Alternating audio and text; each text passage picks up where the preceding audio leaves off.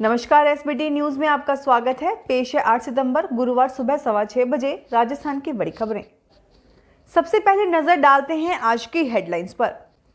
कांग्रेस की 3500 किलोमीटर लंबी भारत जोड़ो यात्रा का आगाज, राजनीतिक फंडिंग को लेकर आयकर विभाग की छापेमारी, पार्टी छोड़कर जाने वाले नेताओं पर सीएम गहलोत का तंज, कहा अपने जमीर का किया सौदा, विद्युत निगम के खिलाफ 5 लाख की क्षतिपूर्ति के आदेश, राजस्थान रोडवेज के कर्मचारी कर सकते हैं हड़ताल।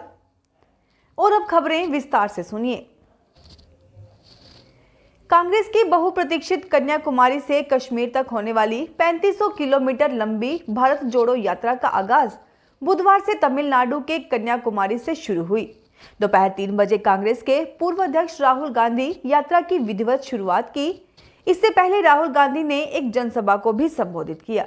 भारत जोड़ो यात्रा में शामिल होने के लिए राजस्थान से भी मुख्यमंत्री अशोक गहलोत, प्रदेश कांग्रेस के अध्यक्ष गोविंद सिंह डोटासरा, पूर्व डिप्टी सीएम सचिन पायलट, कांग्रेस के राष्ट्रीय महासचिव भंवर जितेंद्र सिंह, पूर्व मंत्री और पंजाब के प्रभारी हरीश चौधरी, पूर्व मंत्री और गुजरात के प्रभारी रघु शर्मा, कांग्रेस वर्किंग कमेटी के सदस्य रघुवीर मीणा कन्याकुमारी पहुंचे। इसके अलावा राजस्थान से 9 अन्य नेता भी इस यात्रा में शामिल होने के लिए कन्याकुमारी पहुंचे, जिनमें कांग्रेस के राष्ट्रीय प्रवक्ता पवन खेड़ा भी शामिल हैं। यह 9 नेता 150 दिन राहुल गांधी के साथ 3500 किलोमीटर लंबा सफर तय करेंगे। इस यात्रा के लिए देश भर से 118 कार्यकर्ताओं का चयन किया गया है, जिनमें से 9 राजस्थान से हैं, जिन्हें भारत यात्री नाम दिया गया है। राजस्थान सरकार में गृह राज्य मंत्री राजेंद्र यादव पर आयकर विभाग ने राजनीतिक फंडिंग को लेकर छापेमारी की। पिछले कई दिनों से कुछ राजनीतिक दल और कारोबारी आयकर विभाग के निशाने पर हैं। आयकर विभाग राजनीतिक पार्टियों में आ रहे चंदे को लेकर यह पता कराना चाहते हैं कि आखिर यह पैसे कहां से आए और कहीं इनमें टैक्स का घालमोल तो नहीं हुआ। आयकर विभाग की ओर से जयपुर समेत कोटपुतली, दिल्ली, महाराष्ट्र, उत्तराखंड, अन्य कई जगहों पर बुधवार को एक साथ कार्रवाई शुरू की गई है। मंत्री राजेंद्र यादव की कोटपुतली में पोषाहार बनाने की फैक्ट्री है। कुल 53 जगहों पर आईटी की टीमें पहुंची।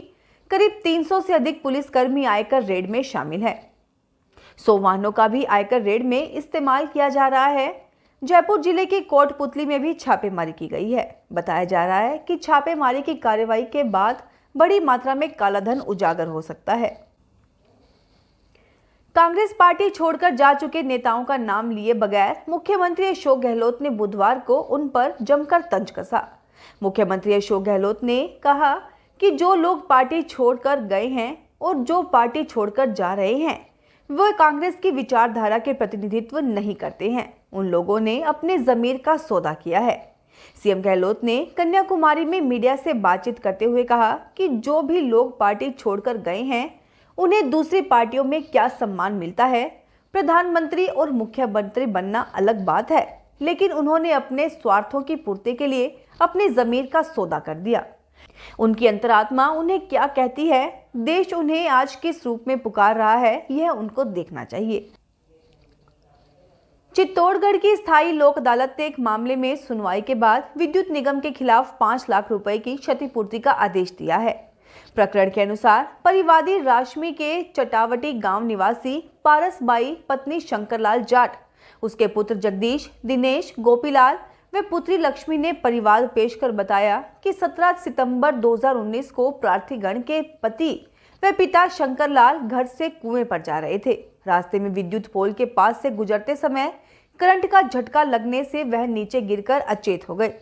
बाद में सामुदायिक स्वास्थ्य केंद्र राशमी में उनकी मृत्यु हो गई। इस संबंध में राशमी थाने में रिपोर्ट दी गई। विपक्षी विद्युत निगम की लापरवाही से शंकरलाल की मौत हुई। राजस्थान रोडवेज के कर्मचारियों ने बागी रुख अपनाना शुरू कर दिया है। केवल सेवारत ही नहीं, बल्कि रिटायर्ड कर्मचारियों ने भी बगावती सुर अपना लिए हैं। ऐसे में अब जल्द ही राजस्थान रोडवेज के सेवारत एवं सेवानिवृत्त कर्मचारी बड़ा विरोध प्रदर्शन करने की रणनीति बना रहे हैं। इसमें संभावना है कि नवंबर माह में ये कर्मचारी रोडवेज में हड़ताल भी कर सकते हैं। दरअसल ये कर्मचारी अपनी विभिन्न मांगों को लेकर लगातार रोडवेज प्रशासन और सरकार को ज्ञापन दे रहे हैं, लेकिन उनकी मांगों पर कोई सकारात्मक कार्रवाई नहीं हो रही है। ऐसे में अब कर्मचारियों की ओर से बड़ा निर्णय लिया जाएगा। गरीबों के अधूरे पड़े आशियानों को जेडीए अपने पैसे से बनाएगा। मुख्यमंत्री जन आवास योजना के तहत जेडीए ने अपनी भूमि पर शहर में 4 स्थानों पर आर्थिक दृष्टि से कमजोर वर्ग के लिए कुल 1192 फ्लैट्स का निर्माण शुरू किया था। निर्माण शुरू करने से पहले लोगों से आवेदन मांगे गए। आवेदनों की लॉटरी निकालकर मकान आवंटन के बाद जेडीए ने मौके पर काम शुरू किया था। सीएम जन आवास योजना के प्रावधानों के तहत आवंटियों से किश्तों में मिलने वाली राशि से मकान का निर्माण किया जाना था।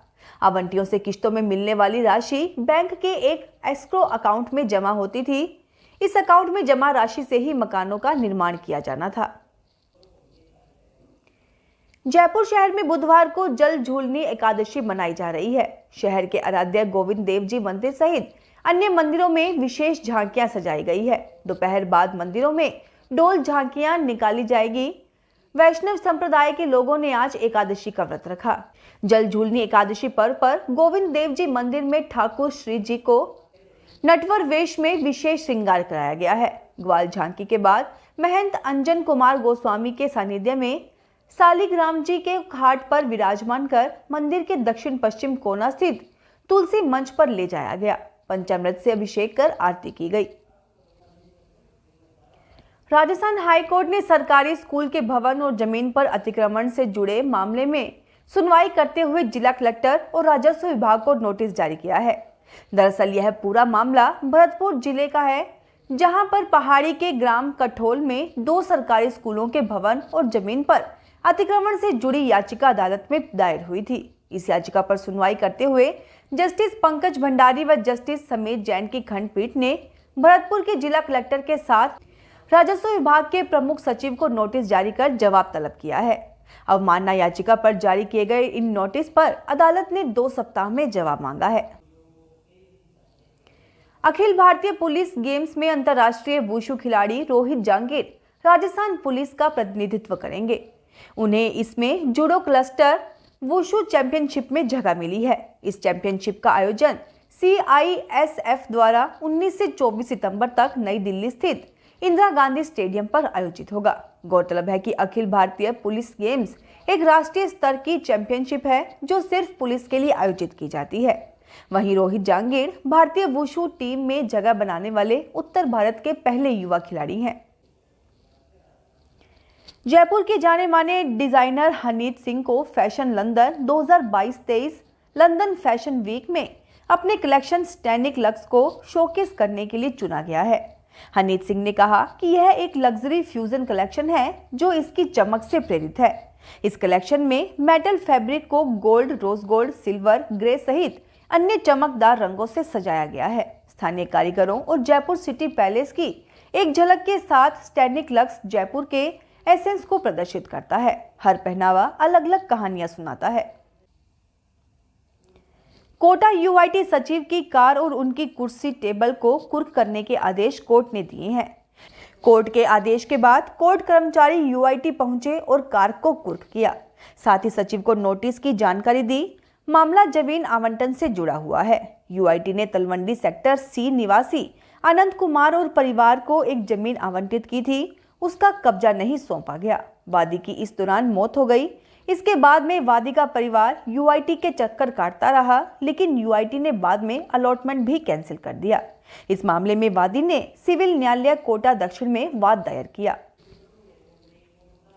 अजमेर में ऑनलाइन ठगी का मामला सामने आया है। ठग ने पैन कार्ड अपडेट करने के लिए लिंक भेजा और जैसे ही लिंक पर क्लिक किया तो 2 बार में 2.25 लाख रुपए विड्रॉल हो गए।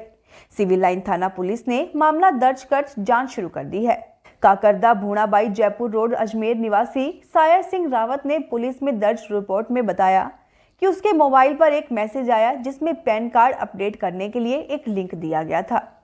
उस लिंक पर क्लिक करते ही उसके खाते से 1,99,999 रुपए तथा 24,977 रुपए की राशि विड्रॉल हो गई।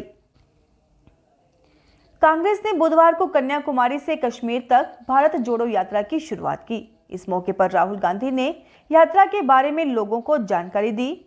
उन्होंने कहा कि दिन भर प्रधानमंत्री मोदी को दिखाया जाता है, हम लोगों को कोई नहीं दिखाता, इसलिए हम यात्रा निकाल रहे हैं।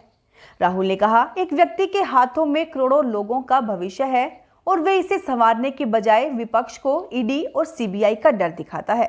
उन्होंने आगे कहा कि हम फिर गुलामी के दौर में जा रहे हैं। राहुल के अलावा मल्लिकार्जुन खड़गे, केसी वेणुगोपाल, दिग्विजय सिंह, अशोक गहलोत, भूपेश बघेल और योगेंद्र यादव ने भी सभा को संबोधित किया। कोटा मेला दशहरा की तैयारियां शुरू हो चुकी हैं। विजयदशमी पर रावण के कुंभे के दहन के लिए पुतले बनाने का काम शुरू कर दिया गया है। दशहरा मैदान में रावण, कुंभकर्ण और मेघनाद के पुतले तैयार किए जा रहे हैं। नगर निगम की ओर से आयोजित होने जा रहा दशहरा मेला 4 अक्टूबर से शुरू होगा। इस बार रावण का पुतला 75 फीट का, जबकि मेघनाद और कुंभकर्ण के पुतले 50-50 फीट के बनाए जा रहे हैं। पुतले बनाने का काम दिल्ली के कारीगर कर रहे हैं, जिन्हें 5,25,000 में रावण बनाने का टेंडर दिया गया है। झालावाड़ जिले की ग्राम सेवा सहकारी समितियों में 11 साल बाद सितंबर में चुनाव प्रक्रिया शुरू हो गई है। सहकारिता विभाग के अनुसार चुनाव 5 चरणों में संपन्न होंगे।